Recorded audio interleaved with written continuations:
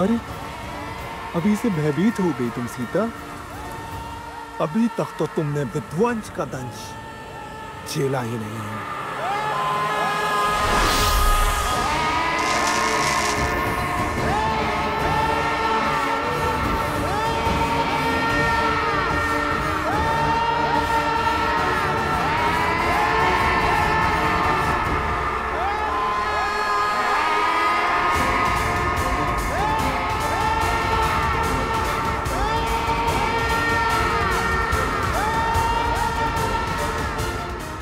डालो बानासुर, अंत कर दो इस सीता का।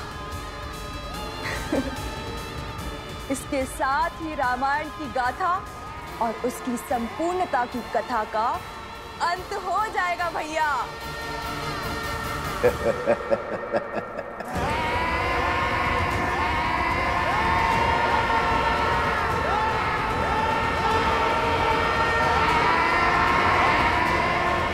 ये दीवारें तो मेरी समीप आ रही है। हे गौरी माँ, मुझे अपनी शरण दे, मेरी सहायता कीजिए गौरी माँ।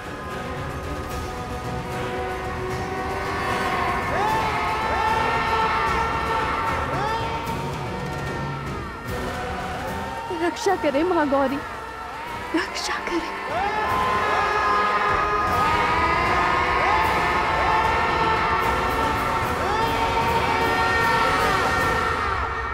महादेव, महादेव, अब मेरी पुकार हो रही है।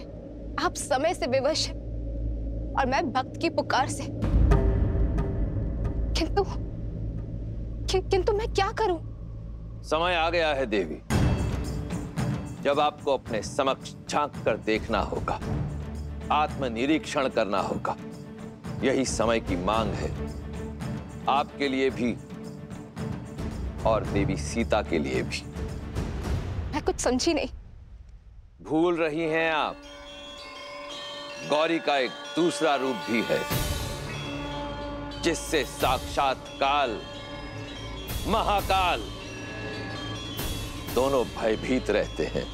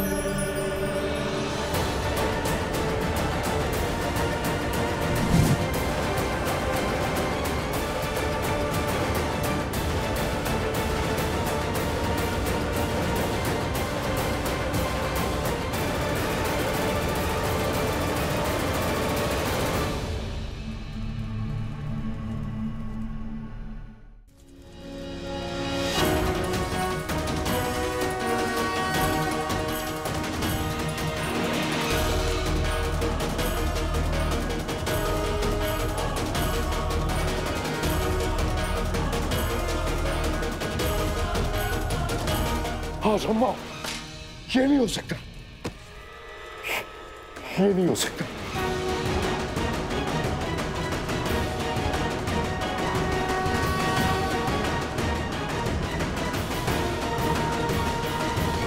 किस चिंता में पड़ गए आप भैया? क्या हो गया आपको? सीता के पीछे देखो, कौन है वो? कहीं कोई नहीं है भैया।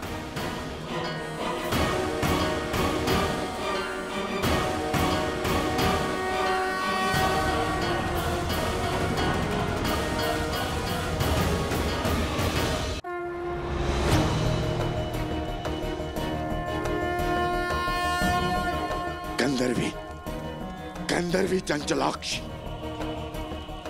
मर चुकी है वो। फिर यहाँ कैसे? ये कैसी माया है? गंधर्वी चंचलाक्षी? कौन है ये? क्या हो रहा है आपको भैया? भैया, किसकी बात कर रहे हैं आप? कौन है ये, मुझे बताइए भैया।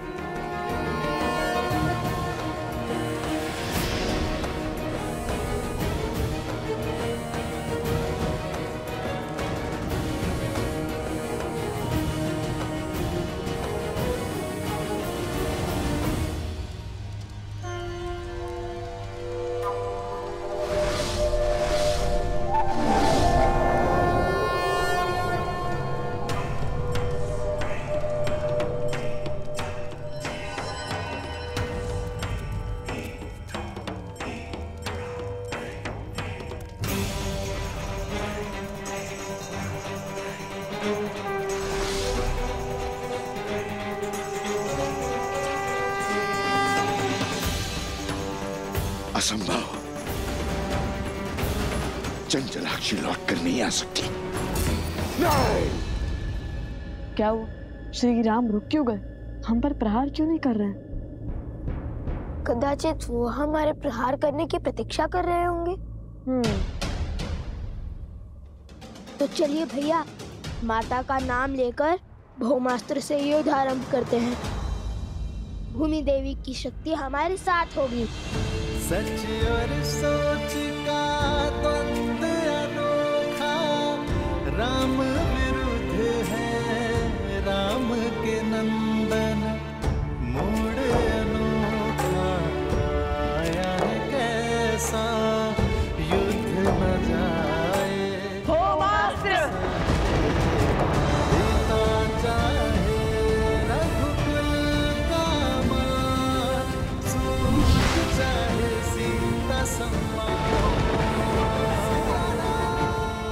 ये क्या कर बैठे लवकुश? भौमास्त्र की काट तो ब्रह्मशिरा अस्त्र है, और यदि प्रभु ने ब्रह्मशिरा का आवाहन किया तो लवकुश का ही नहीं, बहुत से जीवों का संहार होगा।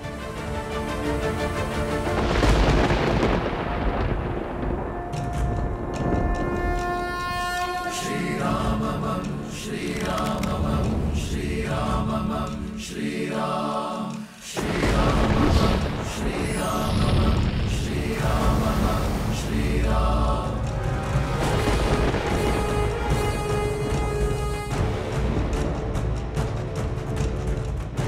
एक क्षण भैया, यदि श्री राम ने भौमास्त्र के विरुद्ध ब्रह्मशिरा अस्त्र का उपयोग किया तो हमारे पास उसका काट भी नहीं है। वो निर्णय उनका है।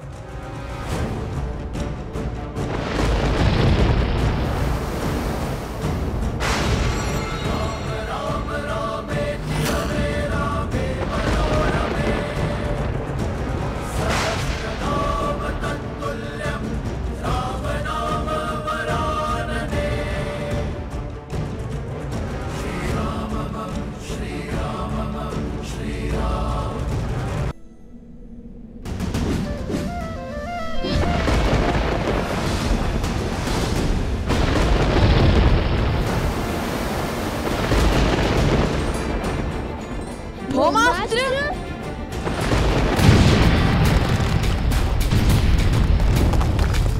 श्री रामचंद्र कृपालु भजुमन, हरण भव भय दारुण। महाराज के आगे अस्त्र की शक्ति नहीं, धर्म की शक्ति चलती है। अस्त्र चाहे कोई भी हो, महाराज के तप और त्याग के कारण हर अस्त्र की शक्ति 100 गुना बढ़ जाती है।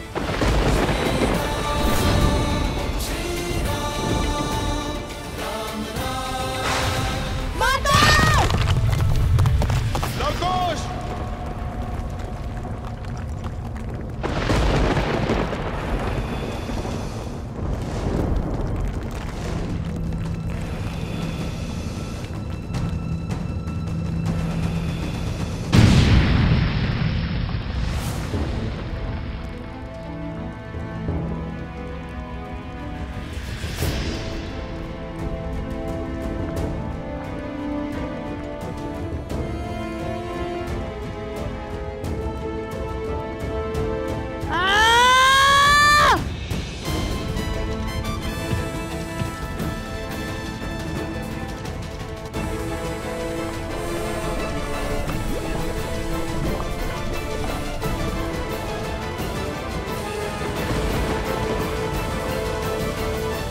प्रभु आप रुक जाइए, मत कीजिए ये अनर्थ।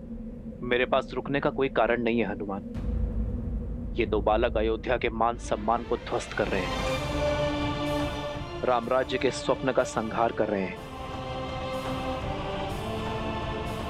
प्रभु, मैं भगवान वाल्मीकि के वचन से बंधा हूं, इसीलिए मैं आपको सत्य नहीं बता सकता, किंतु मैं आपको अवश्य इतना कह सकता हूं, ये जो घट रहा है उचित नहीं है प्रभु।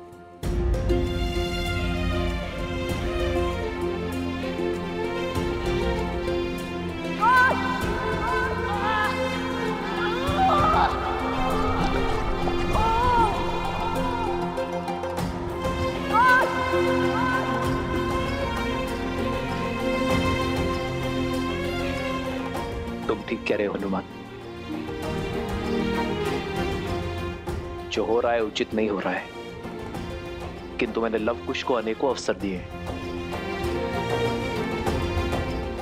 मैं नहीं जानता भविष्य के गर्भ में क्या छुपा है। मैं नहीं जानता कि लवकुश के भाग्य में जीवन है या मृत्यु, किंतु ये इनके स्वयं के कर्म है, जिसका फल उन्हें भोगना ही होगा।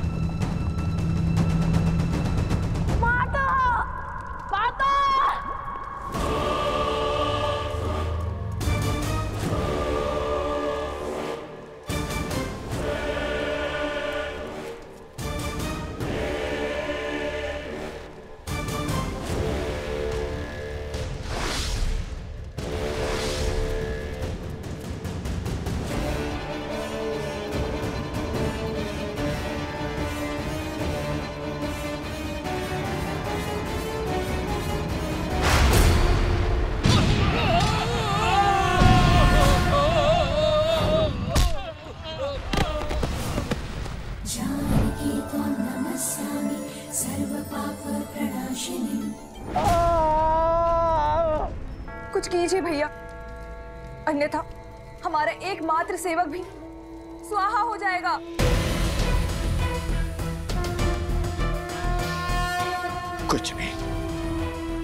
कुछ नहीं कर सकता मैं। ये चंचलाक्षी है। क्या हुआ है आपको भैया? कौन है ये चंचलाक्षी? कैसे जानते हैं आप इसे? क्या नाता है आपका उससे? बताइए भैया, उत्तर दीजिए भैया। कौन है ये चंचलाक्षी? क्या हो रहा है आपको भैया? भैया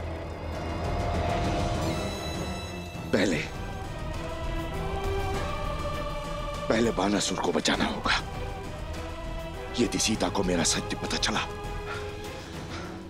तो वो मेरी मृत्यु का भेद भी जान जाएगी।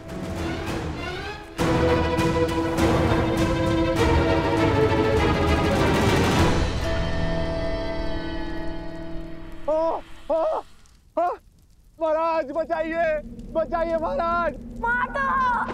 माता!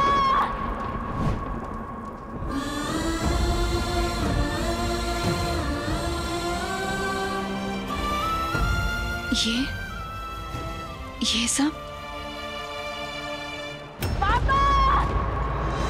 लवकुश, लवकुश, लवकुश, कहाँ हो तुम? कहाँ है लवकुश? लवकुश!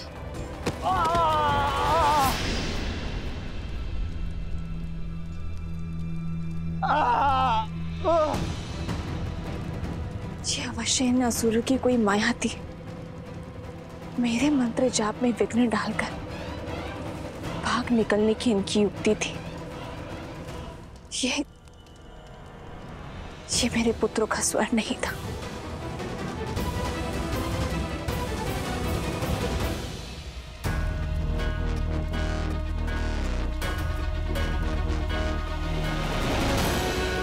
रुक जाओ दुष्ट!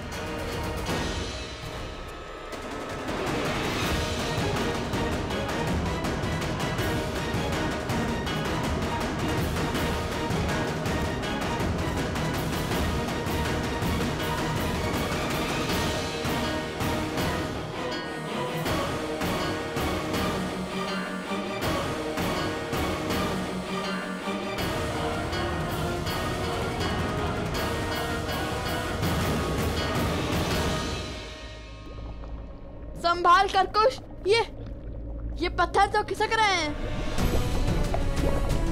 हमें इस पास से बाहर निकलने का कोई न कोई मार्ग ढूंढना होगा।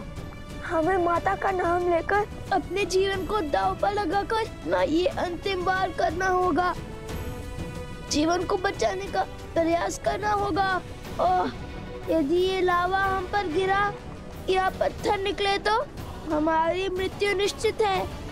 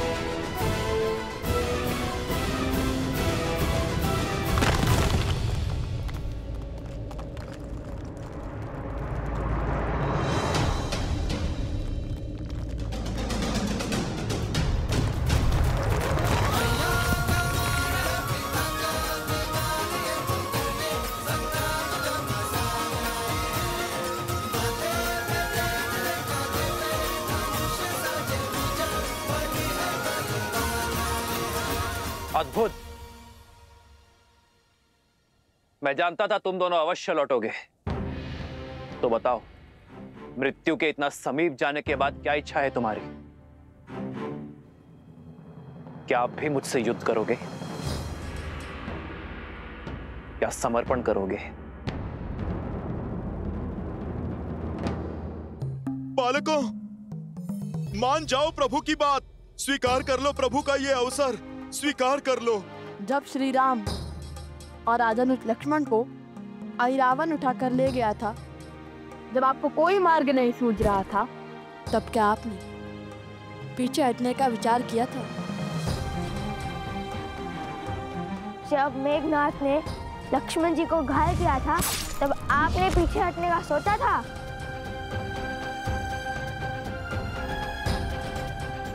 जिनके पास धर्म का साथ होता है, उन्हें पीछे हटने की कोई आवश्यकता नहीं होती। बालकों, आपको किसने कहा कि हमने अश्व रोककर धर्म किया है?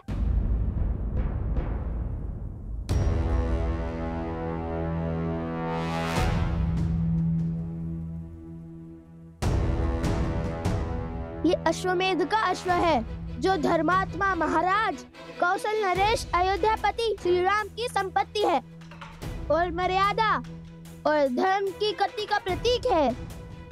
जिसने भी इसे रोकने का साहस किया और अयोध्या की चतुरांगिनी सेना से युद्ध को आमंत्रण करेगा। हमने तो केवल ये चुनौती स्वीकारी है।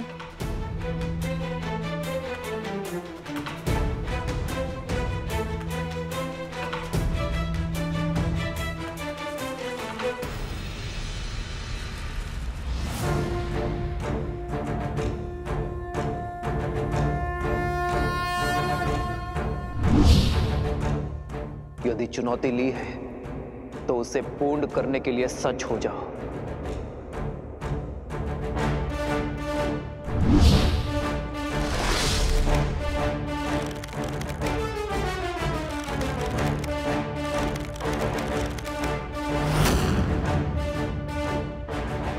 सावधान!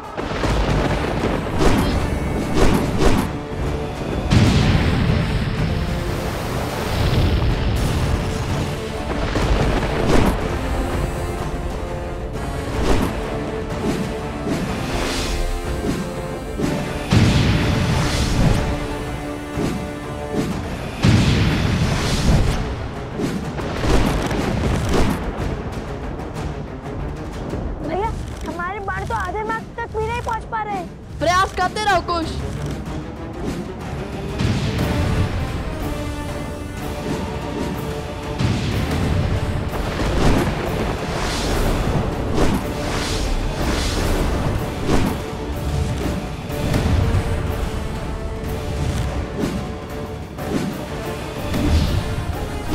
भैया उनके माथे पर तो श्वेत तक भी नहीं उभर रहे और यहाँ हम मन और संबल हारते जाते हैं।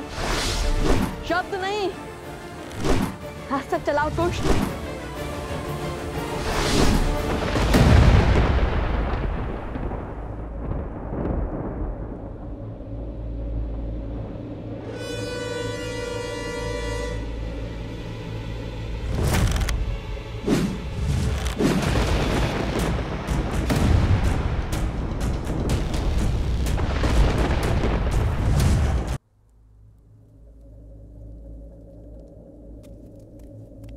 नहीं,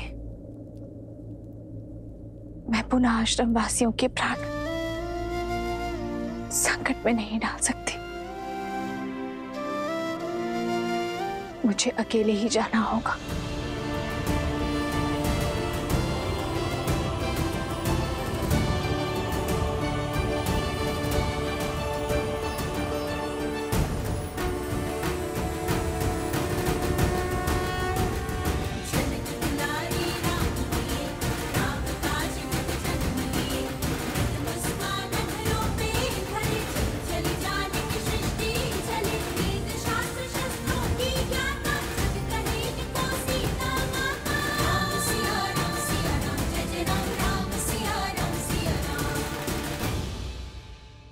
लवकुश, आपने अपनी माता को सत्य बताया?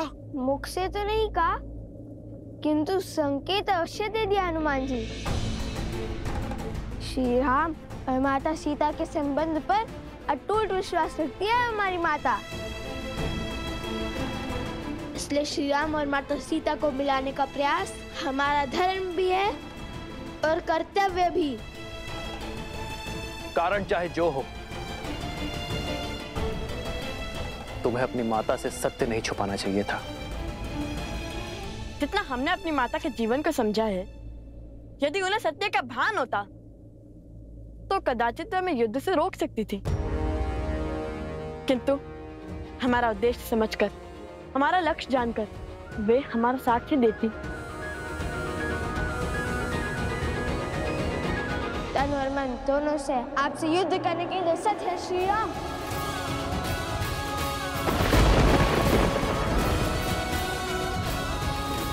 अश्व पकड़कर जो चुनौती ली है उससे पीछे नहीं हटेंगे लवकुश।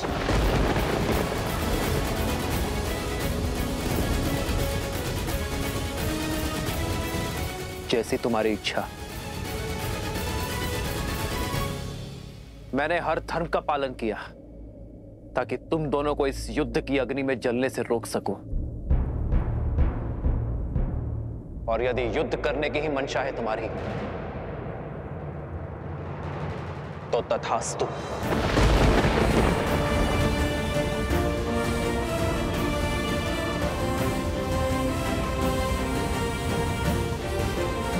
माता, कहाँ हैं आप?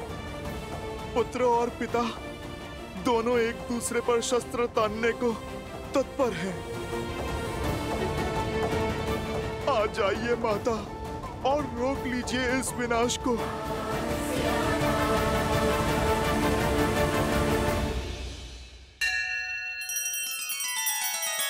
श्री रामचंद्र कृपालु भजु मन हरण भव भय दारुणम नव कंज लोचन कंज मुख कर कंज पद कंजारुणम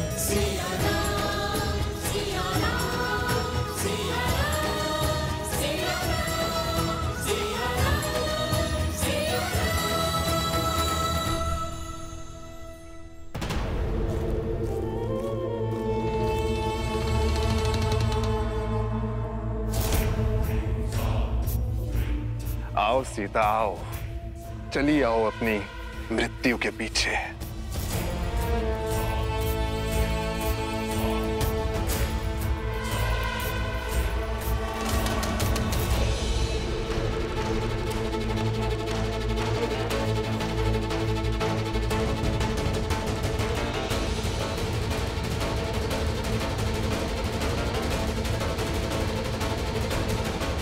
ये भक्षण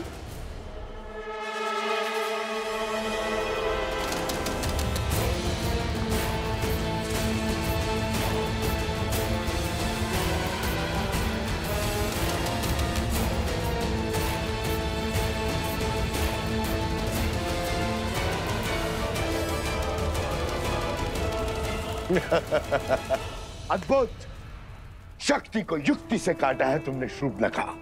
क्या योजना बनाई है सीता को राम और लवकुश के युद्ध से दूर ले जाने की। सीता का आश्रम में वास इस युद्ध में बाधा डाल सकता था और अब हम हार का भार नहीं उठा सकते हैं भैया।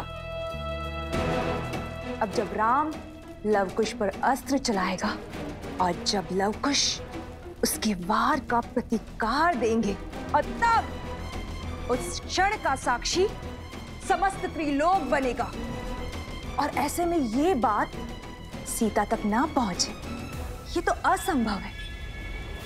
इसलिए सीता को इस युद्ध और युद्ध भूमि से दूर ले जाना अति आवश्यक था भैया। और वचन से बंधा वो हनुमान चाह कर भी अपना मुख नहीं खोल पाएगा और चुपचाप इस विनाश का स्वांग देखता रहेगा। उत्तम शूर्पणखा, उत्तम।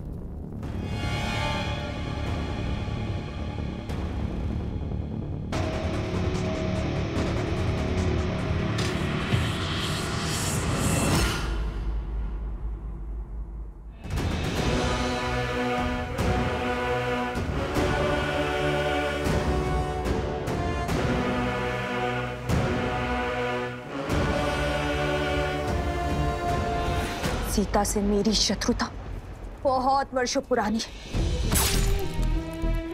बहुत गहरे घाव दिए हैं उसने मुझे।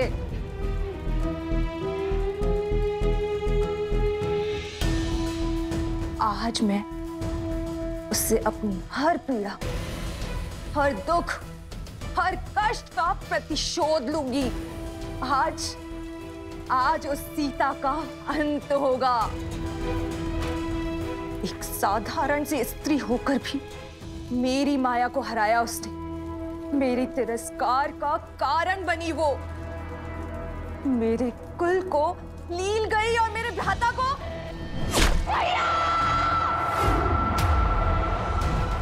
और मेरे भ्राता का काल बनी। किंतु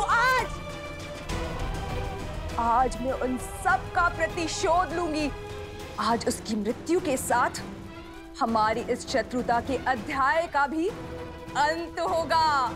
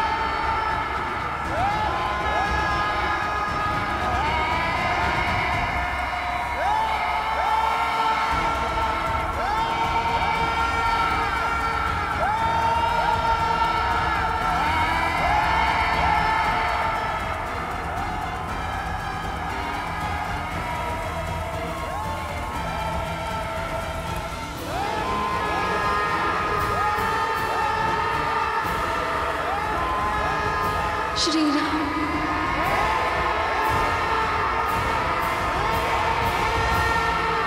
आज हमारी चाल केवल राम सिया की नहीं बल्कि समस्त रघुवंश का अंत कर देगी। रघुवंश के विनाश का शंखनाद हो चुका है भैया, और अंत के इस अध्याय का आरंभ हो चुका है। रघुकुल ने सदा ही ऋषि मुनियों के हर कार्य को सिद्ध किया है, उनके पूजा पाठ को सुरक्षा का कवच दिया है। रघुकुल का एक भी तीर किसी ऋषि के विरुद्ध नहीं चला है, किसी मुनि के तन को छलनी नहीं किया है। और यदि मैं राजा होकर यह युद्ध लड़ूंगा तो न्याय की हानि होगी।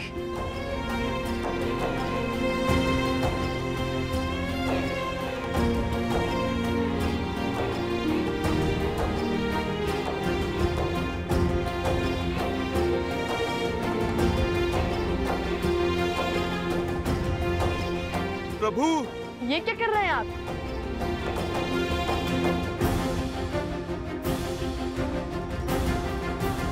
राजा के आभूषण उसकी पहचान होती है, आप ये क्यों उतार रहे हैं? राजा,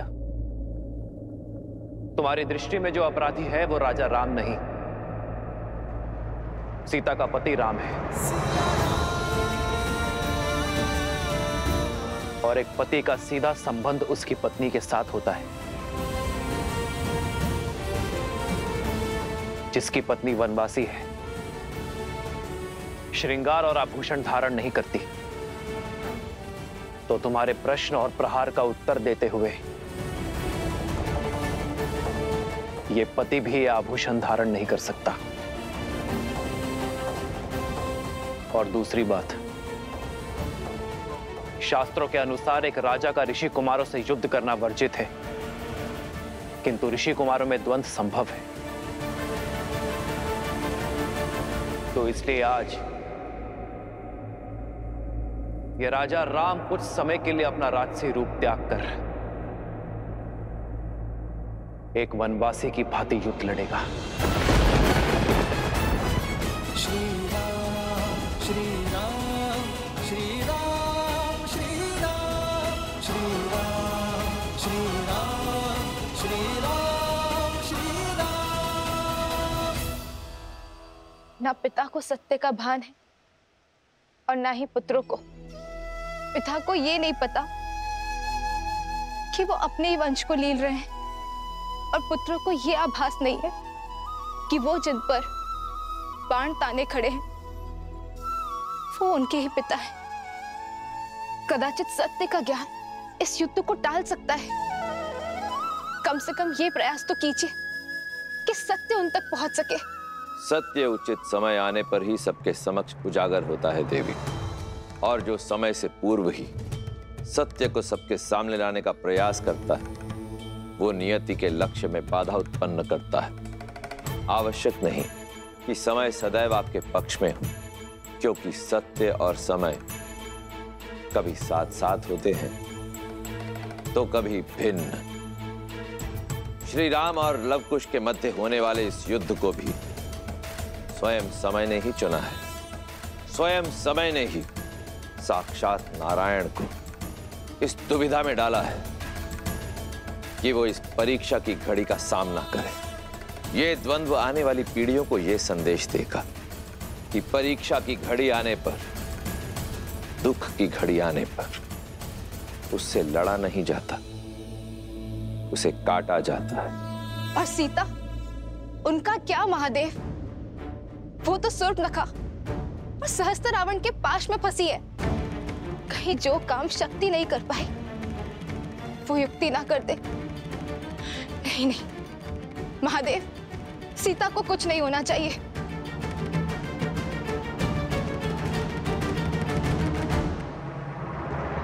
श्री राममं श्री राममं श्री राममं श्री राम श्री राममं श्री राममं श्री राममं श्री राम।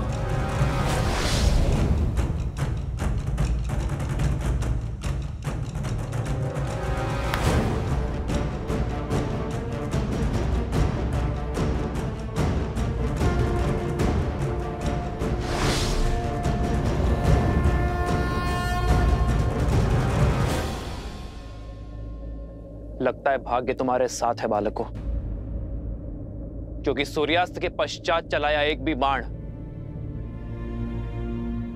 रघुकुल में युद्ध नियम के विरुद्ध होता है। आज एक सूर्यवंशी के विरुद्ध तुम्हारी ढाल साक्षात सूर्यदेव बनकर आए हैं। नियति तुम्हें अंतिम अवसर दे रही है बालकों। जाओ, जाकर अपनी माता को सत्य बताओ। यदि कल सूर्योदय होने पर तुम दोनों के हाथों में धनुष दिखे तो उसी क्षण हट और हटी दोनों का अंत कर दूंगा।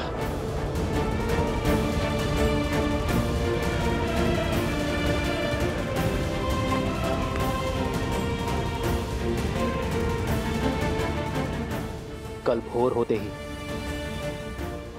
अश्वमेध यज्ञ के अश्व और हनुमान को लेकर मैं अयोध्या के लिए निकल जाऊंगा।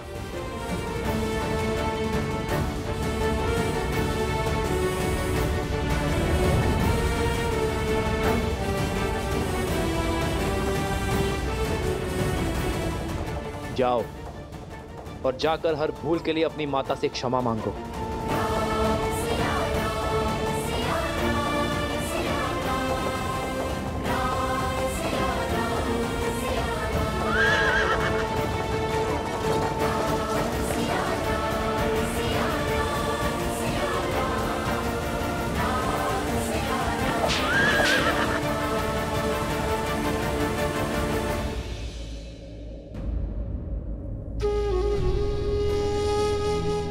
श्री रामचंद्र कृपालु भजमन हरण भव भय दारुणम।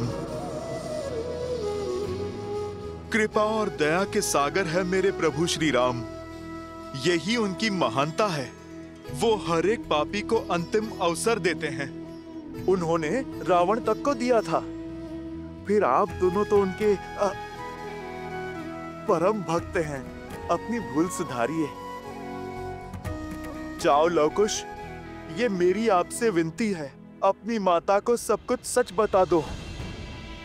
फिर जो माता कहे आप वो ही करना।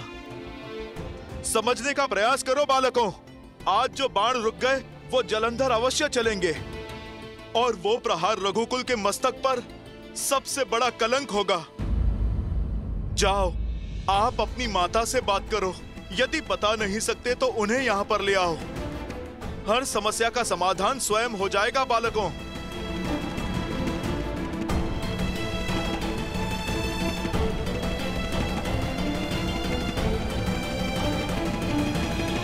लवकुश की पुकार की माया से आपने बानासुर को बचा लिया, परंतु आप स्वयं किस माया में फंसे जा रहे हैं भैया? क्या नाता है आपका इस गंधर्वी चंचलाक्षी से? और सीता के पीछे आपको वो क्यों दिखाई दे रही है? मुझे तो कुछ नहीं दिखाई दे रहा है। ये घटना संकेत है शुभनखा। उस श्राप का कहीं वो सीता उस श्राप को पूर्ण करने का माध्यम तो नहीं, जो श्राप मुझे गंधर्वी चंचलाक्षी ने दिया था। पहेलियां मत बुझाइए भैया, मुझे स्पष्ट रूप से बताइए कि किस श्राप की बात कर रहे हैं आप? मैंने अनेक वर्षों तक ब्रह्मदेव का तप करके उनसे अजर अमर होने का वरदान प्राप्त किया था। ये आशीष पाया था कि मुझे केवल स्त्री ही मार सकती है। मैं समझ गया था कि इस वर में अवश्य कोई छल छुपा हुआ है। इसलिए मैंने एक और वरदान मांग लिया कि मेरे सहस्त्र शिशु में सहस्त्र गुना कूटनीति और चालाकी भरी होगी। उसके बाद मैंने कई राज्यों पर अपना आधिपत्य स्थापित किया, परंतु मैं दशानन रावण की तरह दिग्विजय नहीं बनना चाहता था। मुझे बहुत अधिक की नहीं, केवल थोड़ी की ही अभिलाषा थी। तो मैंने अपने अधीन में कुछ ही राज्य किए।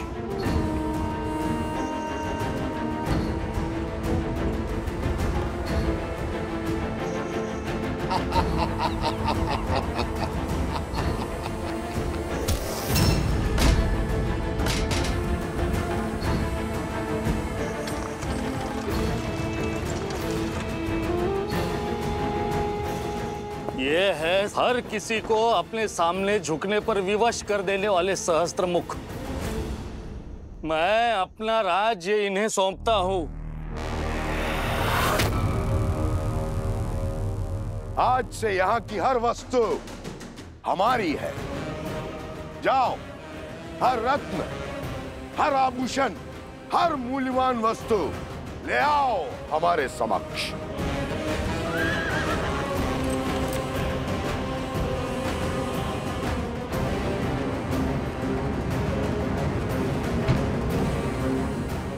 चलो सारथी।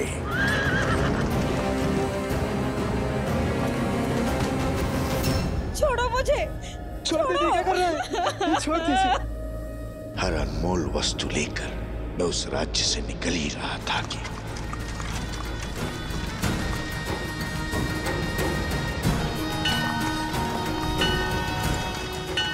रुको सारथी।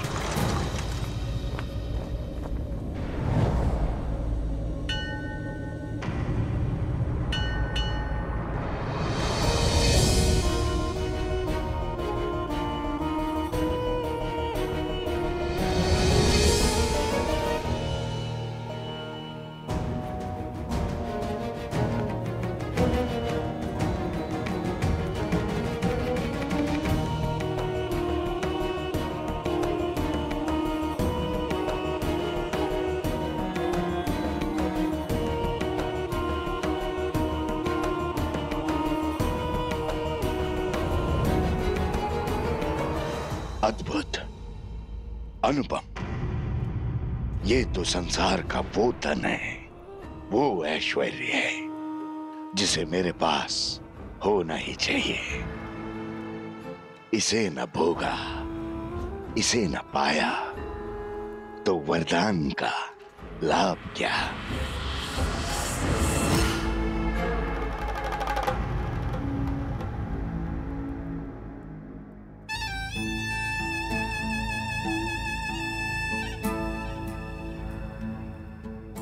तप के लिए बहुत अनुचित स्थान चुना है सुंदरी।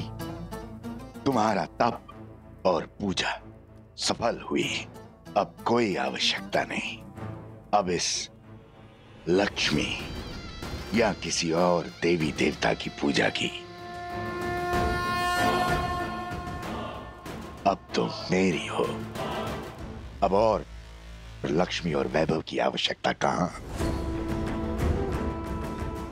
तुम्हें संसार का हर सुख दूंगा, मैं हर मनोकामना पूर्ण करूंगा।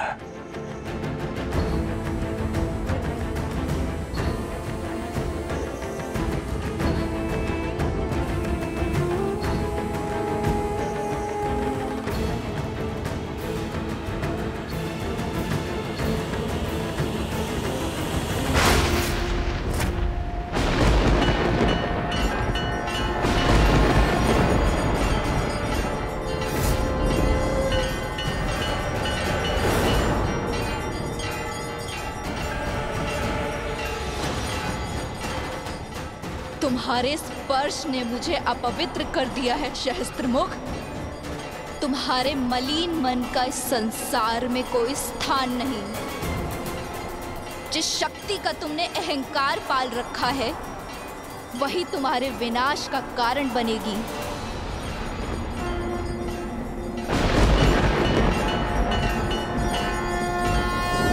विनाश और मेरा?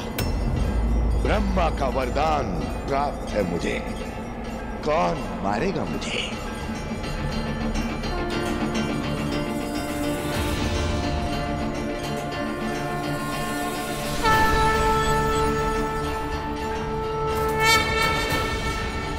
मैं गंधर्वी चंचलाक्षी, जिसके पावन तप को तुमने अपवित्र किया है, मैं तुम्हें श्राप देती हूँ।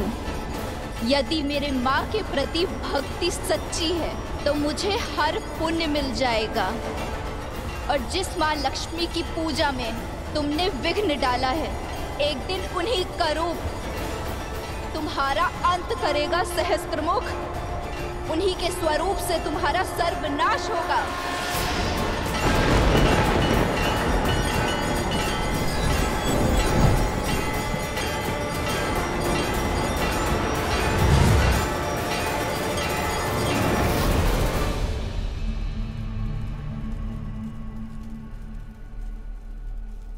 ये वही है जिसके बारे में चंचलाक्षी ने कहा था, मेरा अंत है ये।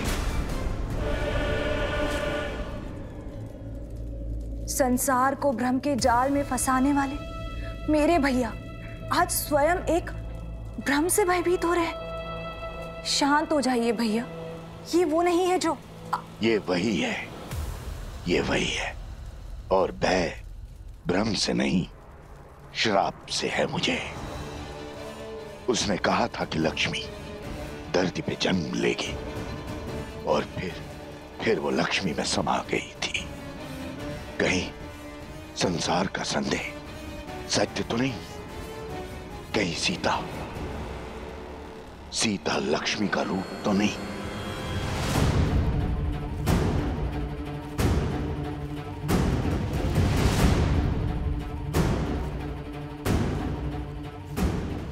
मुझे परिचय की क्या आवश्यकता है? पुराना शत्रु हूं तुम्हारा। मेरा पुराना शत्रु कौन हो सकता है वो जो पुनः लौट कर आया है? किंतु मेरी मृत्यु से क्या सिद्ध करना चाहता है वो? हो ना हो, ये बात जितनी छोटी लगती है उतनी है नहीं।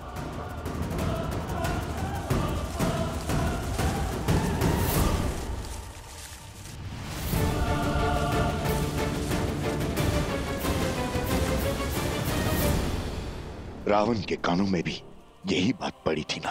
सबने कहा था ना कि राम विष्णु है, नर रूप में नारायण है। कहीं लक्ष्मी स्वरूपा सीता मेरे अंत का कारण तो नहीं? कदाचित तभी न रावण राम का वध कर पाया, और ना ही सीता का स्पर्श। भैया, बल के पर्याय सहस्त्रमुख रावण हैं आप। यदि आप निर्बल हो जाएंगे तो हमारे कुल की शक्ति कौन बनेगा?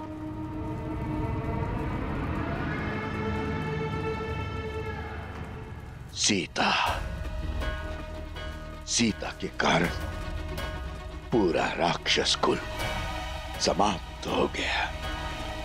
सर्वशक्तिशाली दशानंद रावण मृत्यु को प्राप्त हो गया। मैं प्रहार की कोई परीक्षा नहीं दूंगा। मैं लक्ष्मी के समक्ष नहीं जाऊंगा। नारायण, श्री लक्ष्मी, विष्णु, ये सब ढोंग है भैया। अरे जीवन भर वन में भटकने वाले देवता नहीं, अभागे होते हैं। अभागे। जो बात संसार नहीं समझा वो आपको समझनी होगी भैया। मानना होगा कि वो सीता एक साधारण सी स्त्री है। आप स्वयं सोचिए भैया, क्या ईश्वर के अवतार को भी क्या इतनी सारी परीक्षाएं देनी पड़ती हैं? इतने दुखों को भोगना पड़ता है? इतना असहाय होना पड़ता है? विजोह का विष पीना पड़ता है? वो नारायण जो अपने बल से संसार को बदल दे, अपने सुदर्शन से हर पाप का संहार कर दे, क्या उसे 14 वर्ष का वनवास भुगतने की आवश्यकता है? राजपाट, सुख शांति, वैकुंठ छोड़कर दर दर भटकने की आवश्यकता है भैया?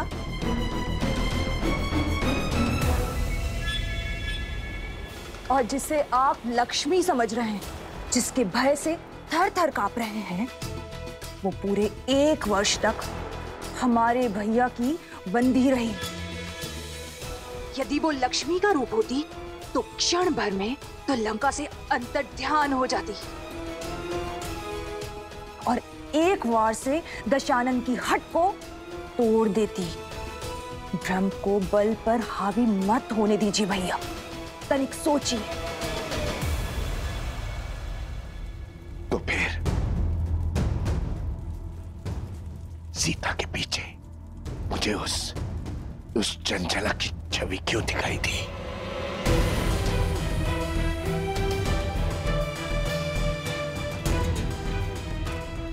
जब मन में संदेह होता है तो भूतकाल आंखों के सामने स्वरूप लेता है। ये सब विचारों का खेल है भैया, और कुछ भी नहीं। इस अनर्थ का अर्थ खोजना बंद कीजिए भैया, और प्रहार का नाद आरंभ कीजिए भैया।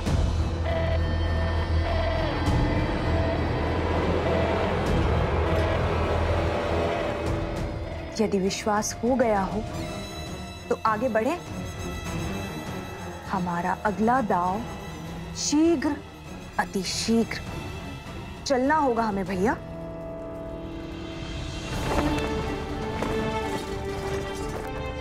श्री राम,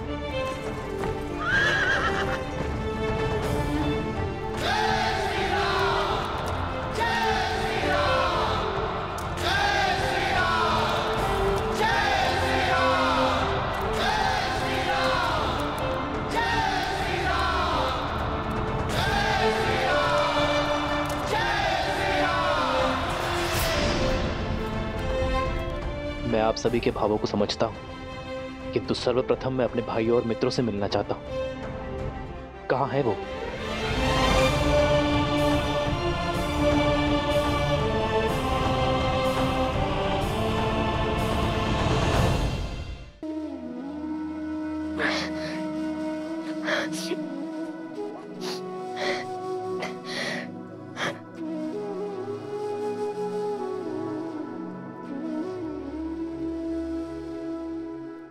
यदि कल सूर्योदय होने पर तुम दोनों के हाथों में धनुष दिखे तो उसी क्षण हट और हटी दोनों का अंत कर दूंगा।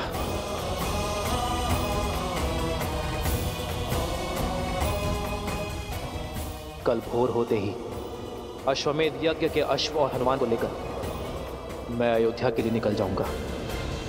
भैया, अब क्या होगा? रामायण कैसे संपूर्ण होगी? अब तो हम हार गए श्री राम से। हमें अश्व लौटाना ही होगा। अश्वमेध यज्ञ संपूर्ण होने का अर्थ है हमारी प्रतिज्ञा पूर्ण रहना। वो प्रतिज्ञा जो हमने देवी सीता और श्री राम को साथ मिलवाने के लिए ली थी। यदि सिया राम ही साथ नहीं आएंगे तो राम राज्य कैसे आएगा?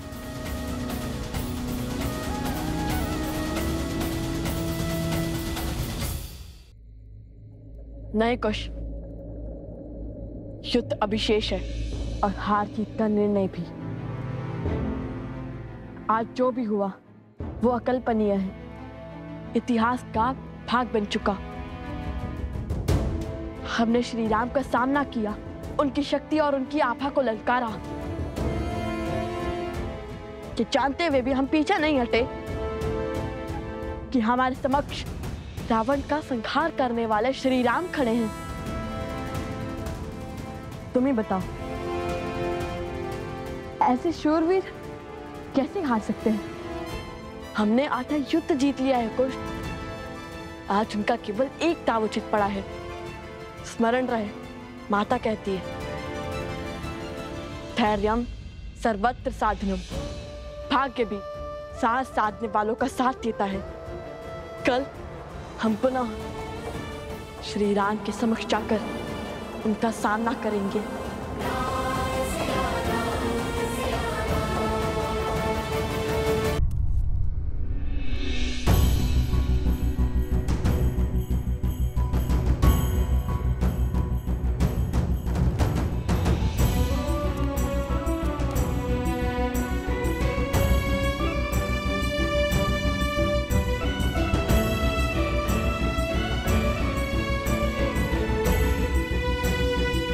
मैं कुछ क्षण एकांत में अपने भाई और मित्रों के साथ रहना चाहता हूं। जो आज्ञा महाराज।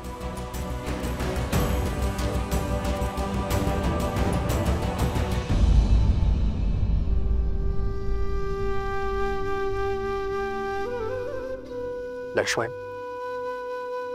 लक्ष्मण उठो। स्मरण रहे लक्ष्मण कि उन बालकों को कोई हानि नहीं होनी चाहिए। बालकों को हानि पहुंचाकर अयोध्या की सेना केवल लज्जित ही होगी। जो आज्ञा भैया। मेरे कथन का मान रखने के लिए तुमने अपने प्राण संकट में डाल दिए लक्ष्मण। उनका रक्त ना बहे इसलिए अपनी सुध खो बैठे।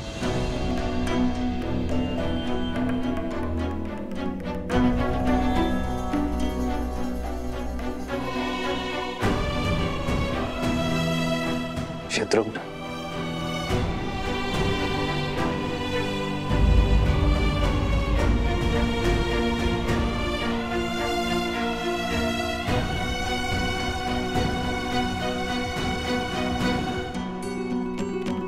जय श्री राम।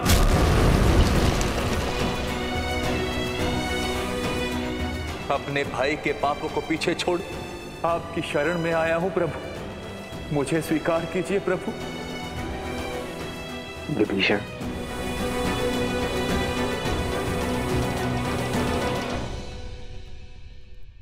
मैं महाराज दशरथ का पुत्र ये प्रण लेता हूं कि अपने मित्र सुग्रीव को उसका राज, उसकी पत्नी, और उसका सम्मान अवश्य लौटाऊंगा।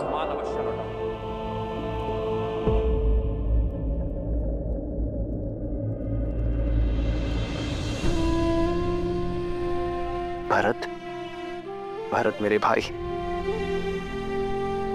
उठो भरत, तुम्हारे राम भैया आए हैं। जाओ भरत, बिना किसी बंधन के जाओ, चाहे अब उन दो बालकों को जो दंड देना पड़े दो, और अयोध्या का अश्वमेध यज्ञ पूर्ण करवाओ।